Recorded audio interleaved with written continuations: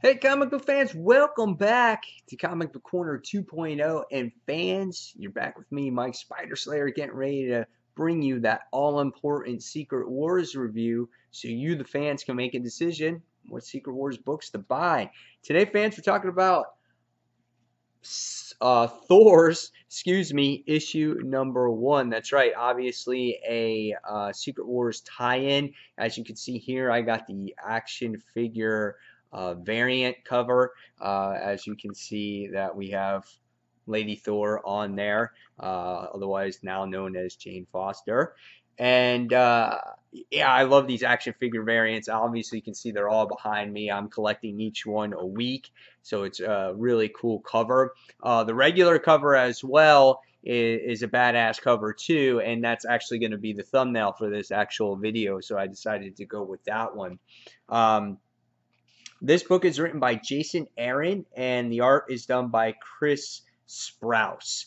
And the artwork is gorgeous, and the colors in this book is really well done too. The colorist is Marty Gracia, and the visuals in this book are outstanding.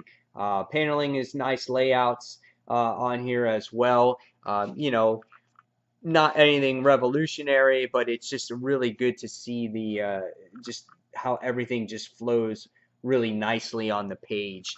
And I loved seeing this book and just looking at it and just watching everyone interact with each other. So the artwork was fantastic, especially this page here. This was the page that shined in the book as we get to see a couple of the Thors going after these ghost riders in the issue as well. So now the art was really good. What was the story about, and um, did I like it? Just to let you know, there'll be a few spoilers, but I'm not going to give away the ending to this book because it's a major something that really will make an impact. So I'm not going to give that away. All right. So first off, what this book is we all know that the Thor Corps is like the police of Battleworld, and they take care of all murders and things that happens. They're the law. And what happens in the beginning of this issue is we wind up seeing that there's a murder that happens. And we have Beta Ray there, and we have Ultimate Thor, who are like hand in hand. They're partners, they're like the senior investigators of the group, and we get to see the other Thors kind of just going around and um, trying to find out what has happened, but they got no clues. And this is the 5th time that this has happened, and they can't figure out what's going on. During the process of this whole investigation, you get to see great character interactions by other Thors. There's this one Thor of Egypt. They call him like Thor of Green. He's been like a Thor for 3 weeks, and the best thing about this book, what Jason Aaron did so good with this book, was again all the Thors interacting with each other and seeing the different Marvel heroes as a Thor. And I thought that was really well done too. For instance, you have Groot in the book, and as a Thor, and he just sits there and he'll just talk and he goes, "I am Thor," and that's all he says. And Storm is sitting there and she's a Thor, and you get one of the other Thor characters saying that, maybe we should write an M on the muties' faces so we can tell which ones are what. So it always throwing back to just that classic Marvel universe, or the Marvel universe that we know. There's little elements in there. But the best thing about this book was the character interactions in here. So the cool thing about this book is that when there is a case that needs to be solved and it's taking too long, they call it a man thing, which is funny. And if it's not solved within a certain amount of time, what happens is Doom will strip the Thors of their hammers, and there will no longer be the police. They'll no longer be a Thor and be part of the police. So they find that there's this urgency to solve this case. And really great, again, character interactions between Beta Ray and Ultimate Thor.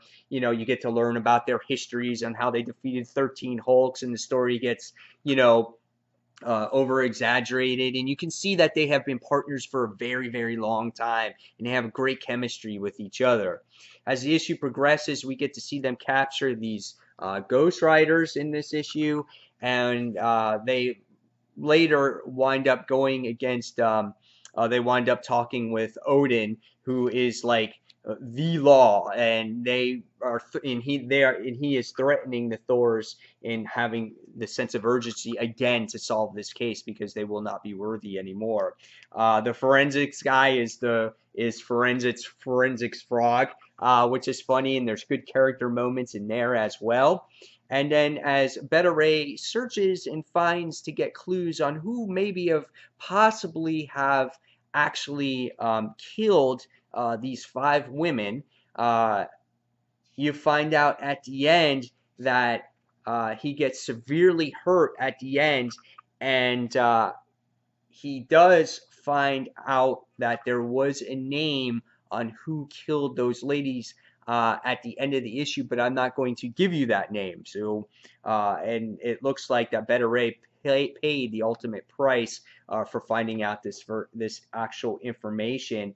And again, you can see that he is very upset at what happens, and you feel obviously the loss of life there for Beta Ray of what happened, and because those two are so intertwined with each other, they had good chemistry with each other.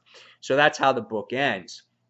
The issue was phenomenal. I really enjoyed it. Again, I love the Thor's interactions. I love the artwork. I think Jason Aaron had a good flow with the book, and it made you care for these characters. They're not all one-dimensional, just cops. They really do care, and you get to see the ins and outs and how they interact with each other, and that's what made it so phenomenal of a read. So definitely, guys, go out and buy this issue. This is one that you should read. This is one of the more higher end Secret Wars tie-ins out there, and I think they're an intricate part into the Secret Wars universe. So definitely go out and read this one. I'm going to give this one a 4.75. This had a lot of great mystery involved into it, and the ending, I was just saddened by it. But when you find out who causes the murder, you're going to be like, oh, damn, I can't believe that. So really great stuff here. Guys, in the comments below, tell me what you thought of this issue. And fans, as always, thank you for watching Comic Book Corner 2.0.